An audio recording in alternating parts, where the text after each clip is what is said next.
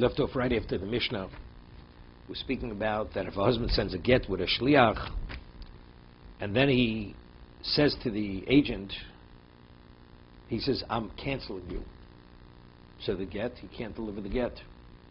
If he sends an agent to inform the agent that he's canceled, also the get cannot be delivered. So the Mishnah uses a term, higio. It says higia. Higio is an interest. He came upon him. See, the connotation higio would be he actually was pursuing the agent, and therefore he pursued him to tell him that he's canceled, that the get should not be given, that the get should be botel, should not be used. But the Mishnah uses the term higia. He came upon. Higio is more of a word which is he came upon him. That means he was looking for him to cancel him. What about higia means? He happened to go to a restaurant, he met the shliach, he said, oh, by the way, it's over. So what would you think? Evidently, if you really don't want to terminate this relationship, you would have been looking high and low and not leave a stone unturned to locate the man you sent. Because you want to try to prevent it from happening, this terrible tragedy. And since he only said, by the way, when he meets him, I'd say he's not really sincere. He's not serious in what he's saying. So what is he only saying it for? Why? Because he wants the wife to hang. Truthfully, he's not canceling it. The get is still a viable get, and the shlichus is, but he's only called, we'll see, litziura. He only wants the painter to give her a little grief, that it's not going to be so easy. She's not even aware of all this. I understand that, but we'll get back to it. The get was on its way, and the husband's holding her up. It'll get back to her. Evidently, this woman's not being taken by surprise necessarily. That she's getting. It's coming down the pike. The question is how quickly. If it's over, why don't you end? Why delay the agony? Just end it already. One would have thought that if she finds the shia, you would take back the get instead of just saying, you cancel. You would recoup the get, the document. No, he doesn't have to. Maybe the shliach doesn't have the document with him. Maybe he doesn't have it with him. So he can say, bring me back the document. Okay. Higio lokton el higia, afilu memelo.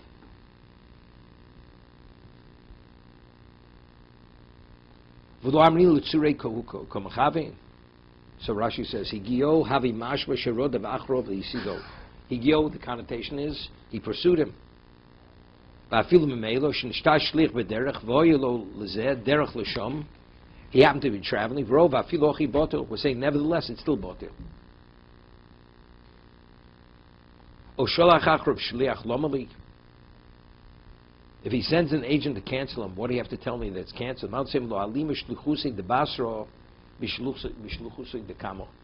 Maybe the latter agent is no better than the first agent. The liftale. Kamash Malon, that what? That he is. That the second agent is able to cancel the first agent. So the obvious question is, which we discussed, we just left off with this last time, that when you send an agent to cancel the first agent, who's really canceling the agent? The husband's canceling the agent. The agent's only informing him that he's being canceled.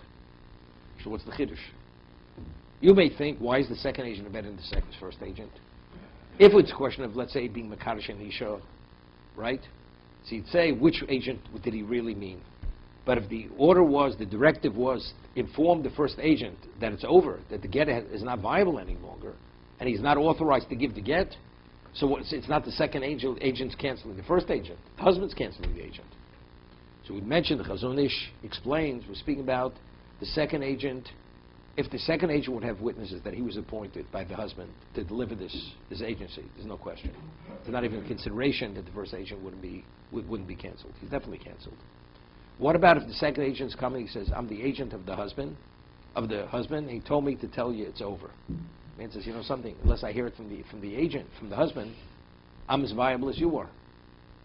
I'm not bound to listen to you. Maybe he should be able to be permitted to deliver the get.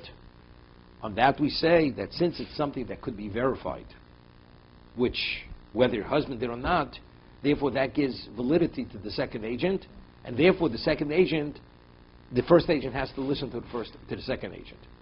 But if we would know factually that the second agent is the agent of the husband, there's not even consideration that the first one's not canceled, because factually, who's canceling the first agent? The husband's canceling the agent for that reason.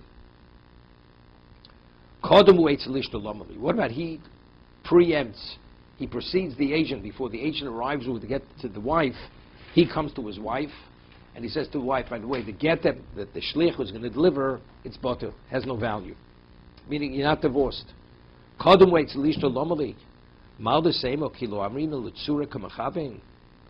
we say his intent is not to cause a pain? That's what he says to the agent. You cancel. We say, why should he say you cancel unless you really mean she's canceled? But when he tells her directly, by the way, the get that's coming, it has no value to you, when he shares this with the wife, he's definitely, what's his intent? His intent is to cause a pain, to give her a little grief. Kamash Malon, no, we don't say that. That since it's of such a serious nature, he's not going to play around here. If he said that it's canceled, it's canceled. So therefore, when the shliach arrives with the get, it's not even a consideration. So it wouldn't even be a suffix mekudeshes. Meaning, let's say she accepts kedusha from a third party. After the husband informs her that the get is batil, right? She's not married. She's definitely an eshes ish. I mean, the get, even if she should take the get from the agent, I mean, the act itself is a meaningless act. She's not divorced. So let's say she should accept kedusha from a third party. Let's say she's an eshes kohen. She's still permitted to husband. Or she's an ordinary woman. It's not a suffix kedusha because she may be divorced. There's not even consideration she's divorced. So we take the husband's word at face value, whether he says it to the wife, whether he says it to the shaliach, or he just meets him. We don't ascribe intent to his action. Put it this way: it's not. When we say l'tzureg means, doesn't mean definitely. Maybe you would say it should at least be a suffix, right? I mean, every person l'tzureg. That's what it is. I mean, the person wants to cancel it, but since it's not that remote that a person's intent is to give his wife grief, maybe we should suspect that it has. Maybe it doesn't. He doesn't mean to cancel it. So if that's the case, there's a chance she's divorced. So if she's an eshes kohen, we should not permit the husband to his wife any longer.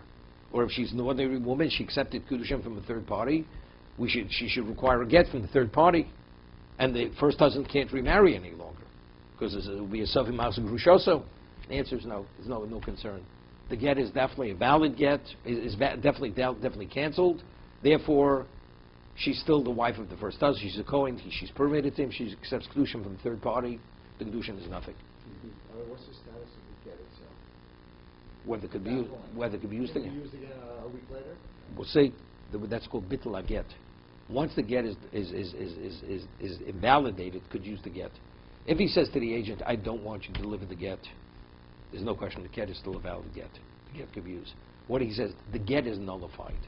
When he says that, the question is, we'll see whether the get could be used again or not.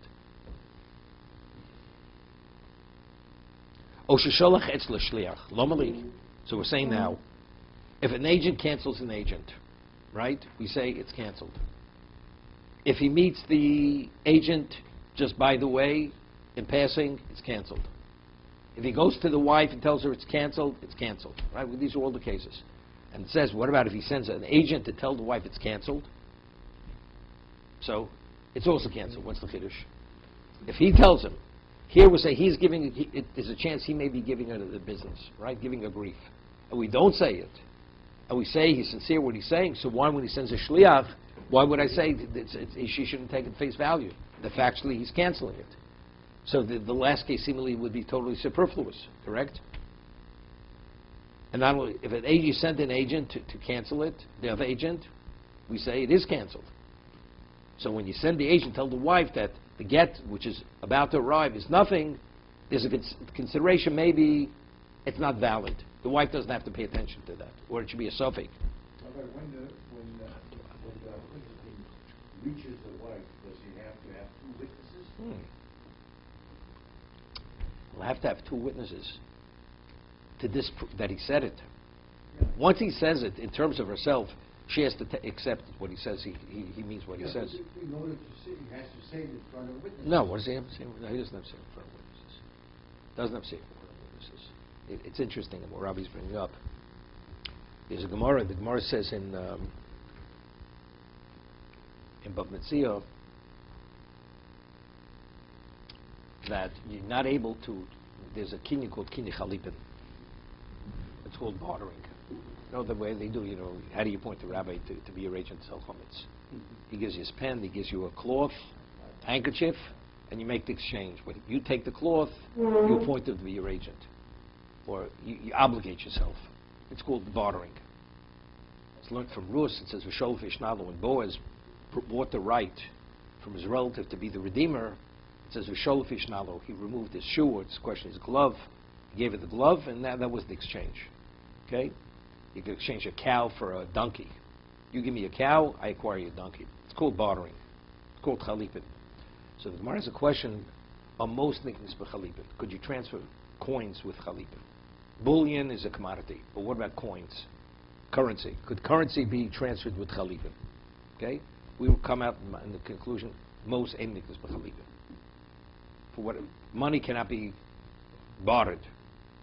Money, you have to physically possession of the coins themselves. Cannot be bartered. So Murray quotes a case that a person has now the halacha is if you redeem Ma'aseh Sheni and it's your Ma'aseh Sheni, you have to add a fifth. Versus if you're at a distance from Yerushalayim and it's too cumbersome to transfer the Ma'aseh Sheni, the produce, it says v'tzarta kes b'yadecha, you take minted coins and you transfer the value onto the coins.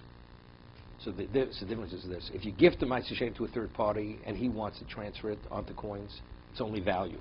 If it's the owner, then it's what? You have to pay an additional fifth. Besides value, it's an additional fifth. So this person wants to somehow circumvent this thing. So what does he do? He transfers the payroll should belong to another person with the coins. So as a result of this, it's not going to cost him the additional 20% surcharge, so to say, on it. So over there, the Gemara has a discussion over there that it seems to be he could, quotes a Bryce that he could do it. He could do it, he can't do it. Gemara says no proof. Gemara says, why not? Gemara says, it turns out that the man has no clothes, he's naked. He's naked in the orchard. Gemara says, what? The Tana set up a case where the man has no clothing, that he can't do kinyan chalipa, where he doesn't have a garment to give the garment to the other party, that he should have coins. So Tosei has a question over there. We have a principle of hodos baldin k'meidim domi.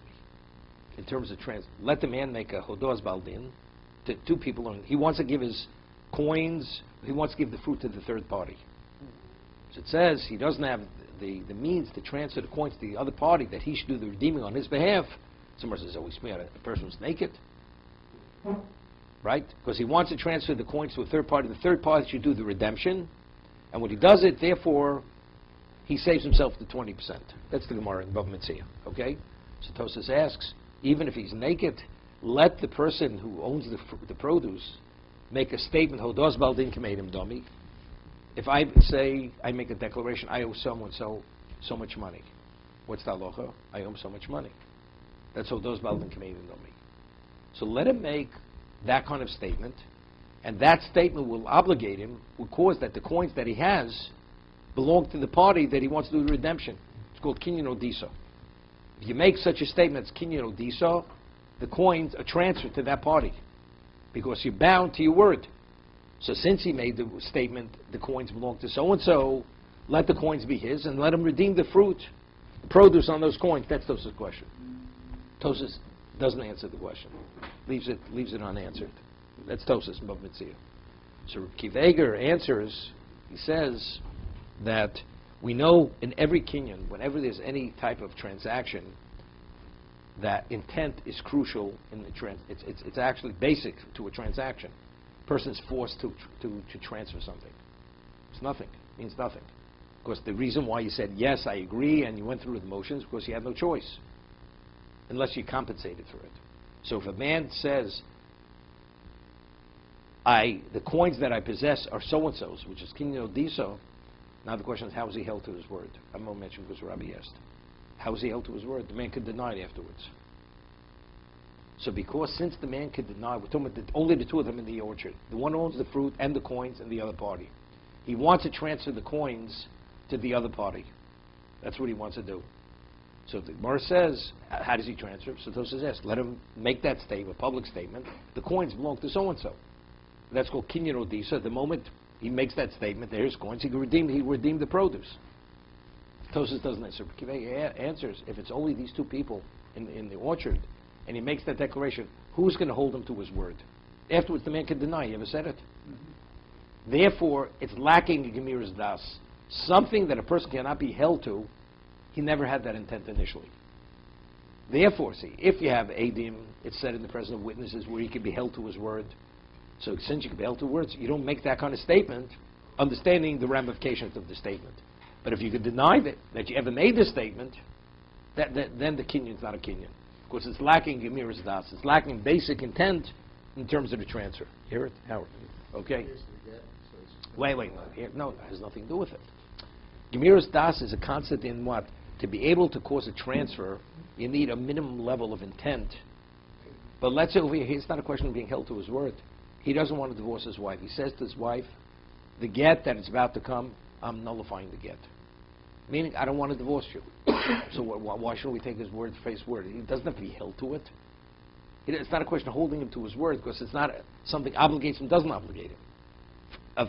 Something that belongs to me, should no longer belong to me, there's a certain criteria. You have to meet a certain level of intent, what we call Gemira's das. If you don't meet that criteria, it doesn't transfer. But here it says, the man is saying, I changed my mind. I'm nullifying the get.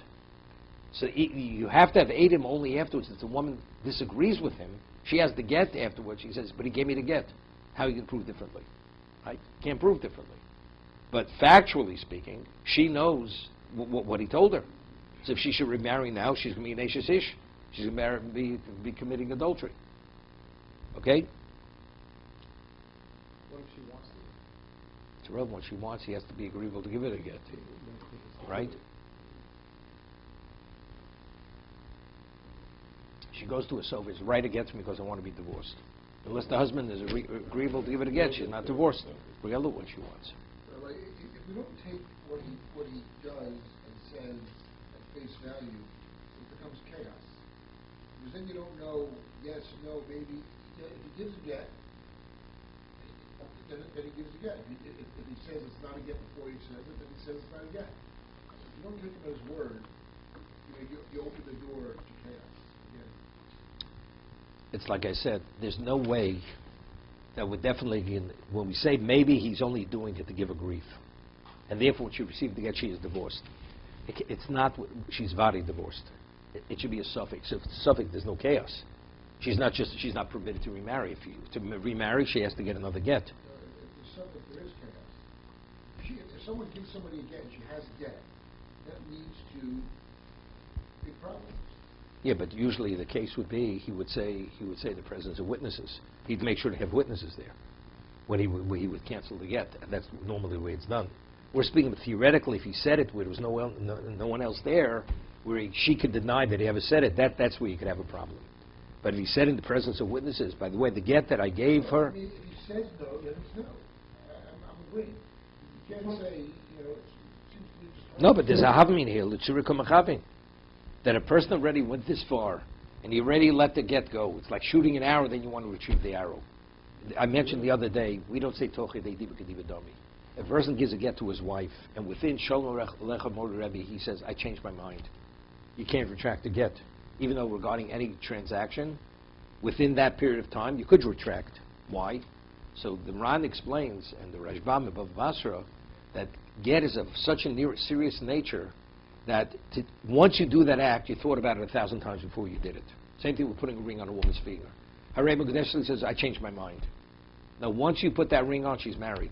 Because since marriage is of such a serious nature, a person would not do that action. He doesn't leave himself that leeway to back out. Because he would never do that act unless he did it. So the same thing here. You already sent the get. All of a sudden, the last moment, you want to pull out. Right? So I'd say, what makes sense, l'tzurika machavin. He wants to give it a business.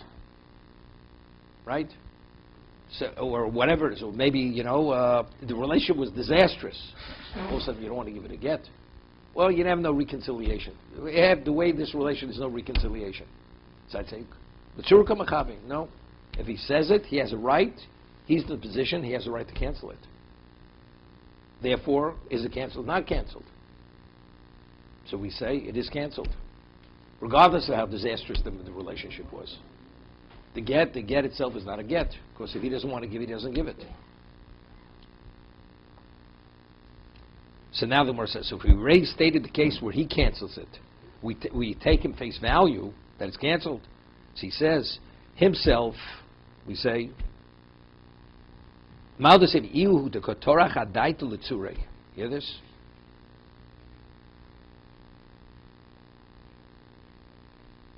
A person doesn't put himself out just to give his wife grief. It's not worth his while. So if he already pursued, he went to try to preempt the shliach, it's clear he means what he's saying. Avo shliach lo yichbas lei, ki torach. That the agent is being inconvenienced. It's okay. People, they take advantage of somebody else's account. He's not inconveniencing himself. The husband, it's the shliach. Let him do it. So maybe I think vadi l'shirka machavi. So when he sends the agent to tell the woman, maybe the intent is what? Only to give her grief. But in truth, he doesn't mean to cancel it. Kamash malon, that we say no. That even when he sends the agent itself is a valid cancellation. Okay, Kaddish.